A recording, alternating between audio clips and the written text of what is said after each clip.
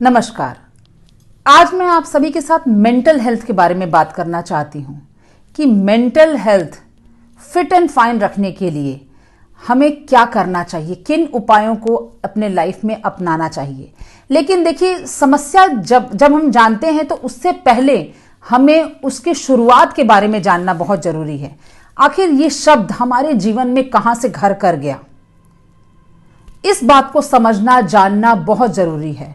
तो मैं इसके उपाय आपको बताऊंगी, लेकिन पूरी वीडियो को आप शुरू से अंत तक देखेंगे तभी आप इस उपाय को देख पाएंगे, समझ पाएंगे। और यदि आपको ये वीडियो अच्छी लगे तो आप सभी के साथ शेयर भी करिएगा, जिससे औरों का भी भला हो, मेंटल हेल्थ को बिगड़ने से सभी बचा सकें। जब मैंने अपना साइकोलॉजी सब्जेक्ट चुना तो उस वक्त सभी लोग ये कहने वाले थे कि आपने ये विषय क्यों लिया, इस विषय का यहाँ कोई उपयोग नहीं है और ये फॉरेन कंट्रीज में ही ज़्यादा यूटिलाइज हो पाएगा, तो आप ये सब्जेक्ट बेकार में ही ले रहे हो। अब समझ में आता है कि क्यों लोगों ने कहा, क्योंकि भारत में मेंटल हेल्थ जैसी कोई प्रॉब्लम थी ही नहीं उस वक्त। ये यूरोपियन कंट्रीज में इसका ज़्यादा प्रभाव देखा जाता था, क्योंकि हमारे देश में संयुक्त परिवार, एक साथ रहना, मिलजुल कर रहना, देखिए झगड़े लड़ाई हर जगह होते हैं, लेकिन उसके बावजूद भी अकेलापन यहां नहीं था। लेकिन अगर इसके मुकाबले आप कहीं और देखते हैं तो वहां यही दिखता है कि अकेला परिवार, अकेला बच्चा और ढेरों जिम्मेदारियां, भले ही वो बच्चा काबिल हो या ना हो, लेकिन एक निश्चित समय पर उसे उस जिम्मेदारी का पालन करना ही है। और इस चक्कर में वो घबराएगा ही, परेशान होगा ही, डिप्रेस्ड होगा ही। लेकिन हमारे यहां अपने घर के बच्चों को अगर वो काबिल नहीं है तो नहीं छोड़ा जाता है। हमारे देश में अगर हमारा बच्चा उस लायक नहीं है तो हम उसे पकड़ के रखते हैं, चाहे बच्चा ही क्यों, परिवार का कोई भी सदस्य, हम उसे अपने पर यूं ही नहीं छोड़ देते, जिम्मेदारियों के नाम पर बलि नहीं चढ़ाए जाते। ऐसा था हमारा देश। लेकिन अब देखा जा रहा है कि इस देश में भी अकेलेपन ने अपना प्रभाव दिखा दिया है।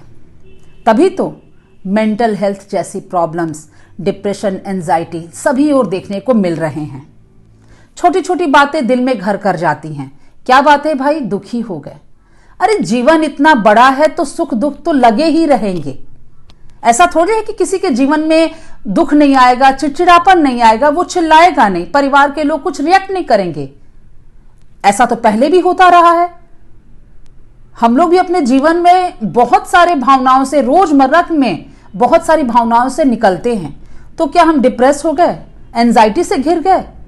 अरे वो हिस्सा है, आप जिंदा हो ये बताता है कि आपके अंदर जीवन है। तो फिर इसको एक रोग क्यों बना देते हैं, उसको एक विषय बनाकर इसके लिए डॉक्टर भी ढूंढ लिया जाता है। तो कहीं ना कहीं ये बहुत सोचने वाली बात है।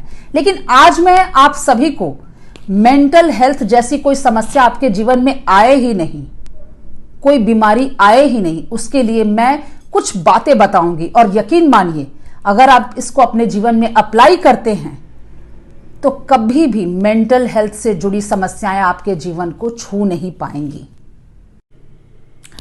आपने कभी कभी ध्यान दिया होगा कि जब किसी ऐसी बात या सिचुएशन में आप उलझते हैं तो उस वक्त काफी तर्क वितर्क, और न जाने आपने कितनी बार खुद को भी कोसा होगा या दूसरे को भी आप ब्लेम करते हैं, तब जाकर एक बात साफ निकल कर आती है कि अरे गलती तो इस जगह पे थी, हम तो बेफिजूल का सबको दोष दे रहे थे और खुद को भी कोस रहे थे।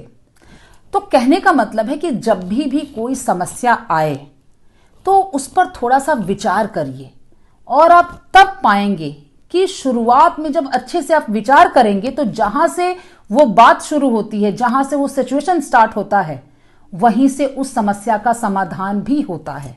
लेकिन बस जरूरत होती है थोड़ा सा विचार करने की। आप विचारों में उस स्तर तक पहुंचिए कि कहां से ये इतनी बड़ी चूक हो गई जिसने हमें इतना बेचैन करके रखा है। और अगर ये बात आप करने की हैबिट डाल लेते हैं तो यकीन मानिए कभी भी डिप्रेशन, एंजाइटी आपके जीवन में दस्तक देगा ही नहीं। दूसरी बात कि अगर आप ओम का उच्चारण करते हैं तो ये आपके लाइफ में इतनी पॉजिटिविटी लाता है कि आप किसी भी समस्या में नहीं उलझते, कोई भी बात आपको परेशान नहीं कर सकती। हो सकता है आप सबको मेरी ये बात लगे कि ये धार्मिक बातें हैं, लेकिन आप जिस चीज को धार्मिक सोच रहे हैं, समझ लीजिए कि उस ओम में समस्त ब्रह्मांड समाया है, तो आप इससे अछूते कैसे हैं। जब भी आप किसी समस्या में पड़िए तो आप समस्या को सोचकर इस ओम शब्द के उच्चारण को अपने मन में या अपने जुबान से ही करिए। तब देखिए आपके अंदर एक इतनी अच्छी पॉजिटिविटी आती है कि वो समस्या अपने आप खत्म हो जाती है, उसका समाधान निकल जाता है। क्योंकि ये साइंटिफिकली प्रूवन है कि यदि हम ओम का उच्चारण करते हैं तो हमारे शरीर में इतना पॉजिटिव वाइब्रेशन होता है जिससे किसी भी तरह का कोई चिंता विकार हमें घेर नहीं सकता।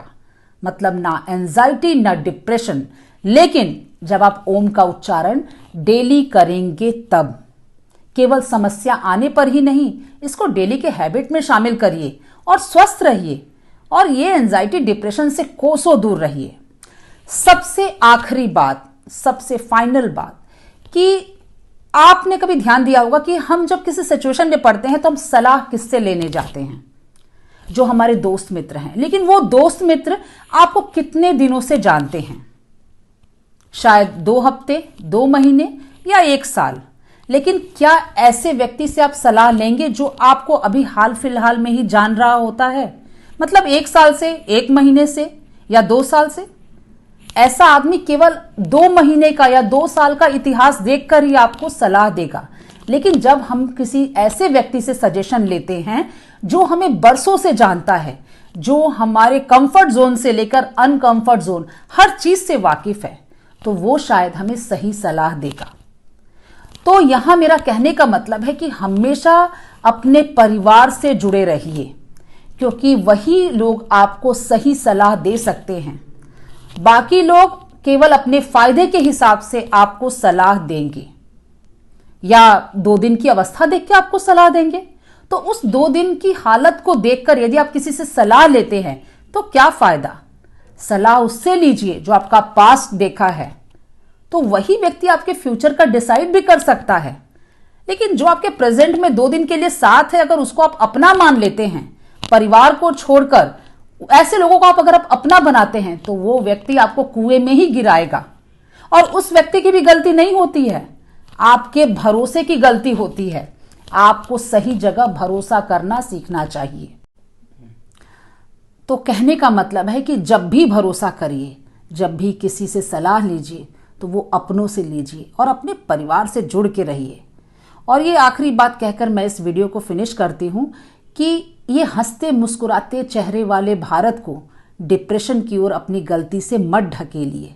अगर हम इन 3 बातों का ख्याल रखते हैं तो यकीन मानिए किसी भी ऐसी तरह की समस्या हमारे जीवन में जड़ नहीं होगी।